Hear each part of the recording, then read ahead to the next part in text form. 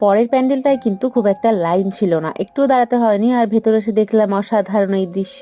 আর এই রাধা কৃষ্ণের মূর্তিটাও দেখো, চোখ ফেরানোর নয়। তারপরে আমরা আরেকটা ঠাকুর দেখে নিলাম। যতগুলো প্যান্ডেল দেখেছি তার মধ্যে সব থেকে সেরা ছিল এই প্যান্ডেলটা, খুবই সুন্দর ছিল। এখানেও কিন্তু একটা লম্বা লাইনে দাঁড়িয়ে তারপরেই আমরা ভেতরে ঢোকার সুযোগ পেয়েছি। আর আমি এই প্রথমবার এত বড় ধামসা মাদল বাজানো এত কাছ থেকে দেখলাম, আর এত সুন্দর করে বাজাচ্ছিল। সবাই কিন্তু বলছিল যে নাচতে ইচ্ছা করছে, ওরা একটু নেচেও নিয়েছে। দেখ, তারপর রূপাকে বললাম চলো আমরা এবার একটু ভিডিও করে নিই। আর রূপা, আমি ভিডিও যেটা করেছি তোমরা শর্টসে দেখেছো। আসলে কি বলতো, সবকিছু না প্ল্যান মাফিক হয় না। তুমি কিছু প্ল্যান করবে সেইভাবে কিছুই হবে না, সেটা আরো খারাপ ভাবে হবে আর মন খারাপ হয়ে যাবে। আমরা কিন্তু ভাবতেও পারিনি এত মজা হবে। শুধু কিন্তু আমরা নই, এখানে বেশিরভাগ মানুষই কিন্তু প্যান্ডেলের ভেতরে ঢুকে আর বেরোতেই চাইছে না। ভেতরের দৃশ্যটা এতটাই সুন্দর ছিল। আর এখানে দেখো কুট্টু সোনার মা ফটো তুলছে। ভেতরে তারা মায়ের মূর্তিটাও তোমাদের দেখিয়ে দিলাম, খুবই সুন্দর। আর আমি এই ভিডিও লাস্ট কিন্তু আর একটা পার্টি বাকি আছে।